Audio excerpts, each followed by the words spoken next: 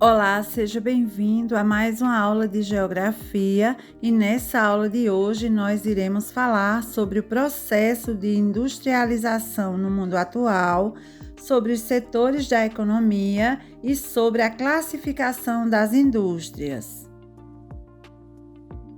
Bom, em primeiro lugar, o que nós devemos ter em mente é que a industrialização, ela é um processo desencadeado pelo desenvolvimento de indústrias em um determinado espaço geográfico. E tal processo foi iniciado na Inglaterra no século XVIII, por meio da primeira Revolução Industrial.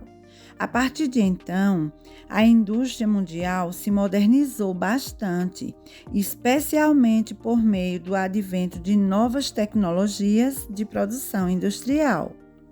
A indústria global atual, ela é marcada pelo intenso uso de tecnologias e também pela implantação de ferramentas robotizadas de produção.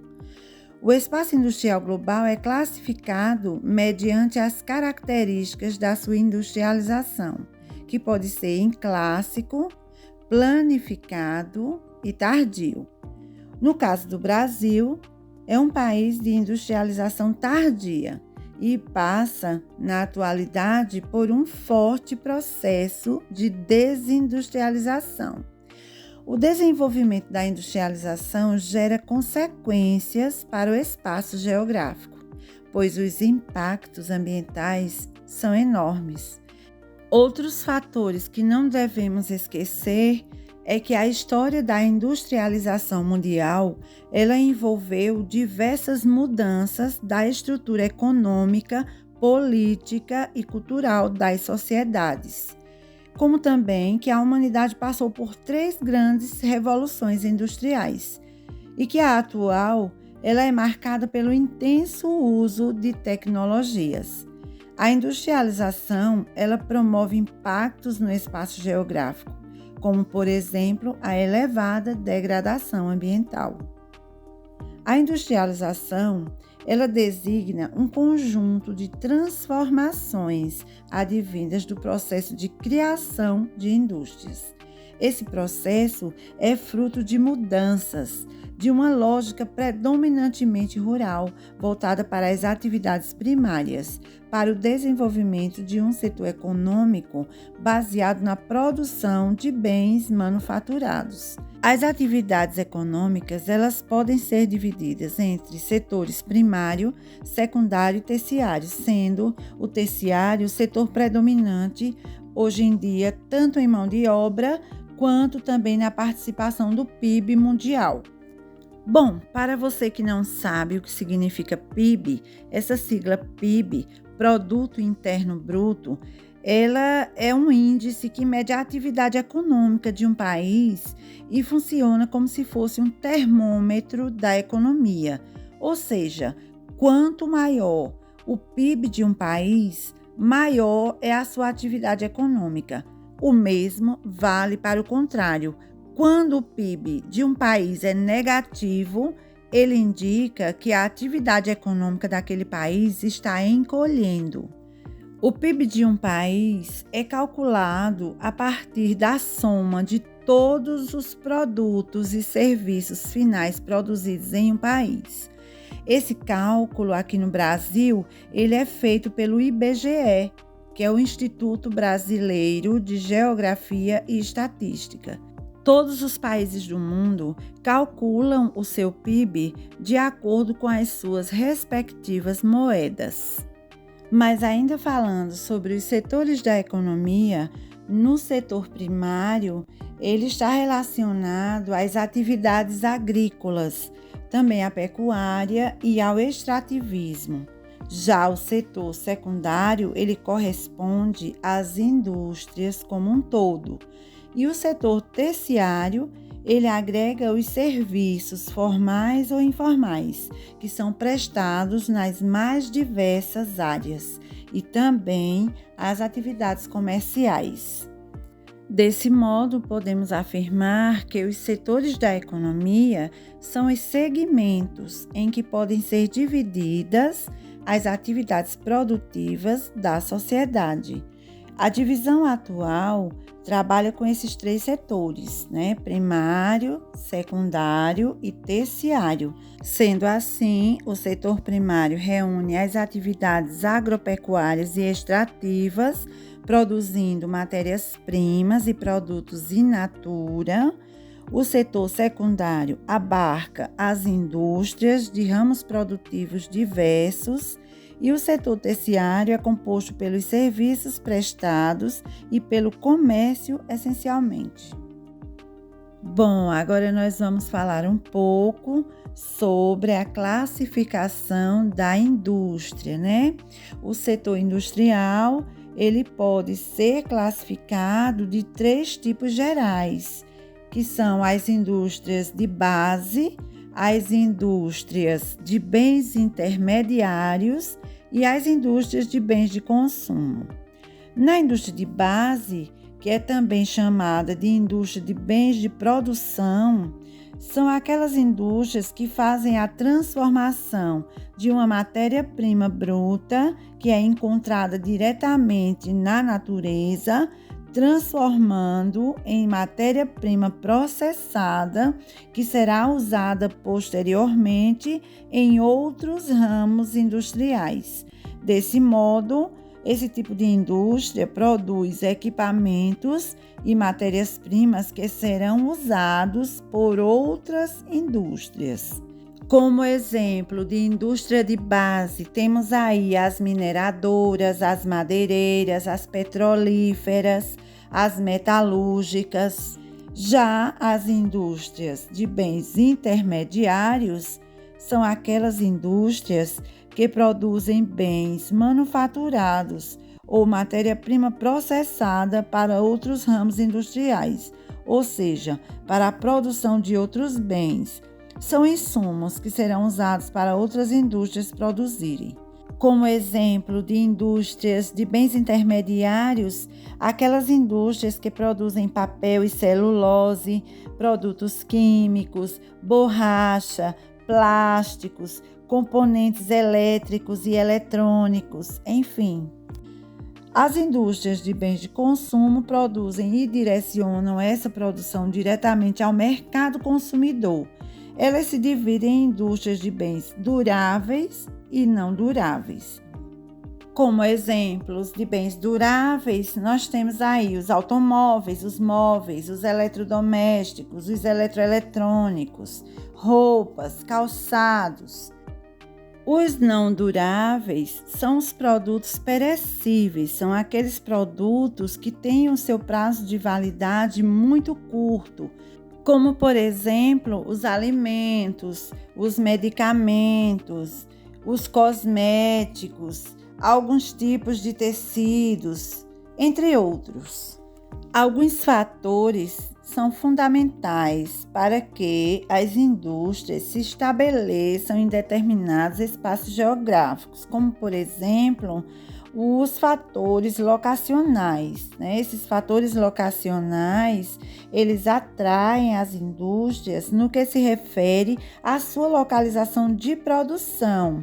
Algumas áreas oferecem vantagens que, para a indústria se estabelecer, fica mais viável, como, por exemplo, a oferta de matéria-prima, a mão de obra qualificada, as fontes de energia que são fundamentais para o funcionamento das indústrias, a infraestrutura de transportes, um mercado consumidor amplo, incentivos fiscais do governo e também redes de comunicação.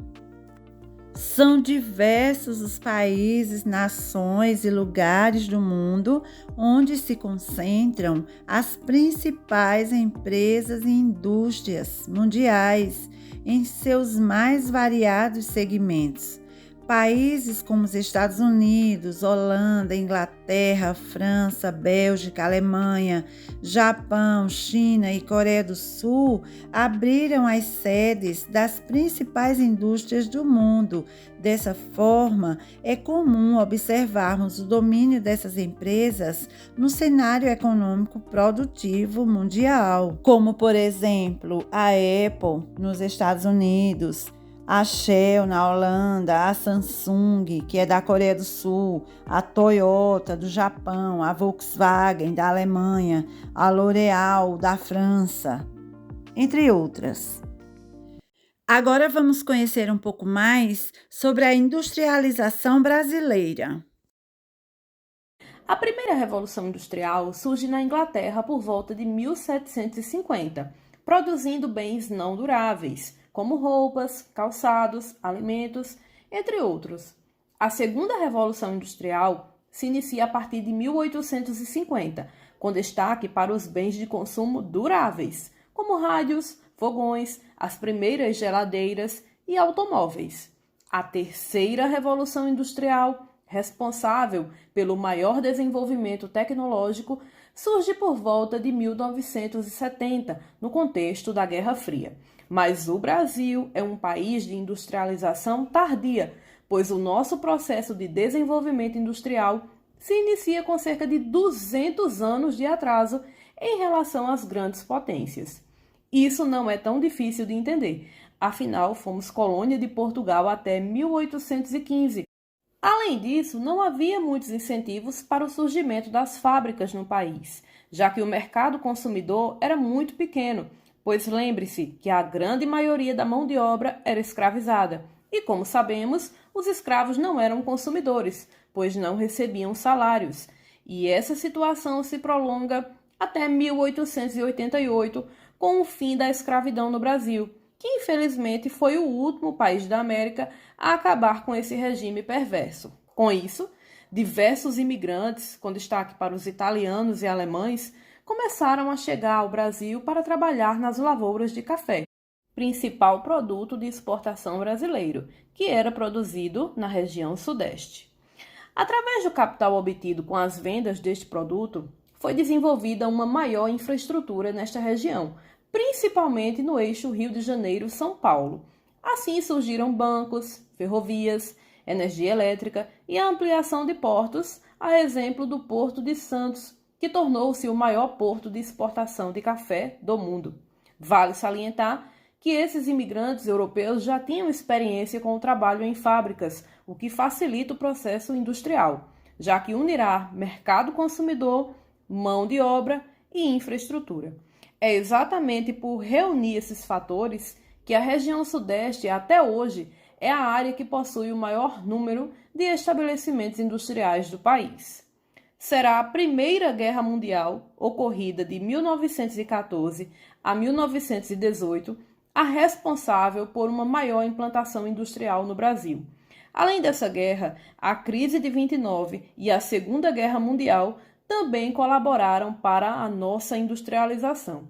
Pois é, não há um mal que não traga um bem. Parece que essa frase retrata bem essa situação. E por que uma guerra e uma crise econômica fora do nosso país favoreceria a industrialização? Bem, enquanto os países da Europa estavam em guerra e eram exatamente esses países os mais industrializados do mundo, com destaque para a Inglaterra e a Alemanha, a importação de mercadorias tornou-se difícil. Afinal, o caos tomou conta desses países, reduzindo a produção industrial ou até mesmo estacionando-a. Isso faz com que os preços subam no mercado internacional, tentando fugir da alta dos preços e abastecer o mercado interno brasileiro. Os barões do café, principalmente do estado de São Paulo, começaram a investir em fábricas, pois havia necessidade de inúmeros itens, tais como roupas, calçados, alimentos, produtos de higiene, entre outros. Dessa forma, como você pode observar, inicialmente essa industrialização ocorreu não por intervenção do Estado, mas sim pela iniciativa privada, já que os grandes fazendeiros, que muitas vezes também eram banqueiros, viram na guerra e na crise uma oportunidade de lucro, suprindo as demandas da população. Será a partir de 1930, durante o governo de Getúlio Vargas, que o Estado começará de fato a implementar diversas ações em prol do desenvolvimento industrial. Os investimentos serão direcionados para a indústria de base, ou seja, aquela que fornece produtos para outras indústrias, como fábricas de máquinas e equipamentos, de produtos químicos, siderúrgicas e metalúrgicas. Sem as indústrias de base, torna-se mais difícil a instalação das demais indústrias, pois estas precisam dos materiais produzidos na indústria pesada. Como exemplo, podemos citar uma fábrica de roupas. Para que essa fábrica seja montada, ela necessita da indústria de base, que produz as máquinas e os tecidos usados na fabricação de tais peças. Caso não exista a indústria de base, o processo será mais complicado, pois todo o maquinário ficará bem caro, já que virá de outros países. Durante o governo Vargas, diversas empresas estatais foram criadas, tais como a Vale do Rio Doce, a Companhia Siderúrgica Nacional, a Usina Hidrelétrica do São Francisco, a Petrobras, Angra 1, Usina Nuclear do Rio de Janeiro.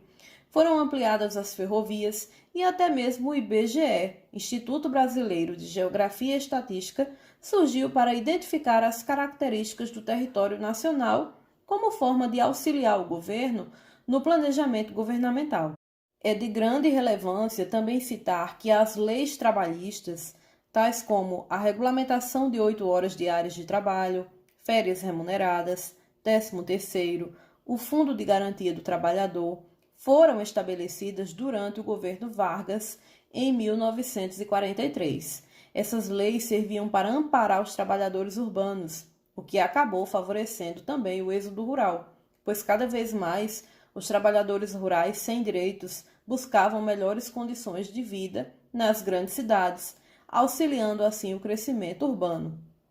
De 1956 a 1961, durante o governo de Juscelino Kubitschek, o Brasil entrará em um processo de internacionalização da economia, pois JK, com o seu plano de metas, que visava desenvolver o país 50 anos em apenas 5 anos, atrairá as empresas transnacionais para o nosso território, principalmente as indústrias de bens duráveis, tais como as automobilísticas, já que o governo priorizou as rodovias em detrimento dos demais meios de transporte. Assim, através das rodovias, o país foi integrado, pois antes desse período, a economia brasileira era baseada em arquipélagos, ou seja, cada região do país produzia seus produtos agrário-exportadores sem muito contato umas com as outras, o que produzia o que chamamos de ilhas econômicas. E claro que isso deixava as regiões muito isoladas, pois ali produziam e já exportavam para o mercado externo, então quase não havia comércio entre essas regiões brasileiras. A construção de Brasília na região centro-oeste irá consolidar ainda mais essa integração do centro do país com as demais regiões do espaço nacional. Lembrando que, antes da capital ser Brasília, era o Rio de Janeiro. No entanto, ter uma capital no litoral, em caso de guerra, não é muito interessante, até porque o presidente pode ser facilmente morto pelos inimigos. Além disso, o Rio de Janeiro já tinha uma grande população e muitos problemas sociais, o que facilitava protestos e aglomerações que intimidavam os políticos. É claro que, para todo esse feito, foram gastos somas exorbitantes. Por isso, é durante o mandato de Juscelino Kubitschek que a dívida externa brasileira começa a crescer, pois os investimentos estavam sendo executados com empréstimos estrangeiros a juros altos. Foi durante esse período que foi criada a SUDENE, Superintendência para o Desenvolvimento do Nordeste, que estimulou o surgimento dos parques industriais nas principais capitais dessa região, como Salvador, Recife e Fortaleza, além de buscar combater a seca e o êxodo rural. Os governos militares que ocorreram entre 1964 e 1965 também representaram muito para o crescimento industrial brasileiro, pois foram responsáveis por construir grandes obras e projetos. Um dos maiores exemplos de obras faraônicas foi a construção da usina hidrelétrica de Itaipu, que até o momento é a que mais produz energia hidrelétrica do mundo. A ponte Rio-Niterói, a usina nuclear Angra 2, o projeto Grande Carajás, no qual são extraídos diversos minérios, tais como ouro, bauxita e minério de ferro, no estado do Pará, a Zona Franca de Manaus, que até hoje é um grande polo de indústrias de montagem de eletroeletrônicos, e a Transamazônica, que ainda não foi concluída. De 1968 a 1973, o Brasil viveu o auge do desenvolvimento, chamado de milagre econômico, pois com a construção de tantas obras, houve um aumento da empregabilidade. No entanto, como todo esse crescimento foi baseado no endividamento externo, o país contraiu dívidas tão gigantes quanto as obras que foram realizadas. Contudo, com a crise do petróleo em 1973, ocorrida devido a conflitos armados no Oriente Médio, isso fez com que a produção do petróleo baixasse e, dessa forma, o barril teve um aumento absurdo, o que ocasionou o aumento dos juros da dívida externa.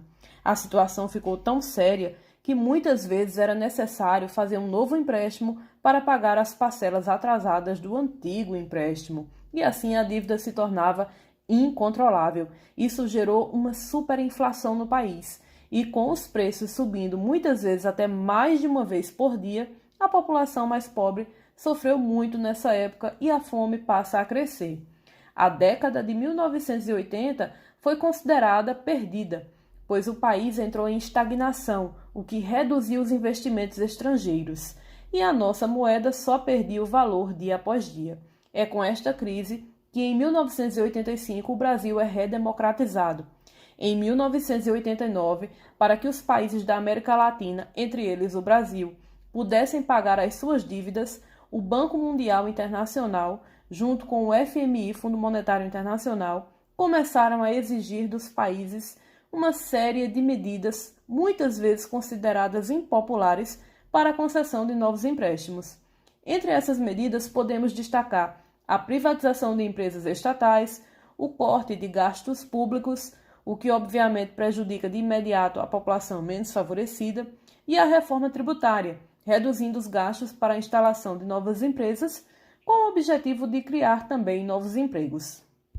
É só em 1994 que a inflação no Brasil é controlada durante o governo de Itamar Franco, que delegou a Fernando Henrique Cardoso, ministro da Economia na época, a missão de resolver este imenso problema, e assim foi criado o Plano Real, com R$1 valendo $1. Esse plano exitoso finalmente cumpre sua função, a de manter a inflação sob controle, e isso certamente fez com que o país ganhasse maior estabilidade, voltando a ser uma área de atração de investimentos internacionais. Afinal, você deve compreender que nenhuma empresa transnacional terá interesse de abrir uma filial em um país desequilibrado financeiramente. A abertura do Brasil para o mercado global, com a redução das barreiras alfandegárias, medida essa defendida pelo neoliberalismo, também causou alguns efeitos indesejados, pois muitas indústrias nacionais acabaram fechando as portas por não conseguirem competir com as indústrias de ponta de outros países. Um exemplo claro seria a China, com elevada produtividade de baixo custo e o aumento da qualidade dos seus produtos. Nos últimos anos, acabou causando a falência de muitas pequenas empresas brasileiras. Hoje, apesar da maior parte das indústrias localizarem-se na região sudeste do Brasil, observamos um processo denominado descentralização industrial, ou seja, diversas fábricas, buscando reduzir os custos e a ampliação de seus lucros, migraram para cidades médias, com uma boa infraestrutura, pois tais cidades oferecem menores impostos, terrenos e mão de obra mais barata. Apesar do Brasil ser um país industrializado, vale destacar que o quantitativo de indústrias nas últimas décadas diminuiu e a importância do Brasil como um gigante do ramo agrário exportador cresceu. Talvez seja necessário amplos investimentos em pesquisa e desenvolvimento tecnológico para que nosso país volte a crescer industrialmente, como no passado.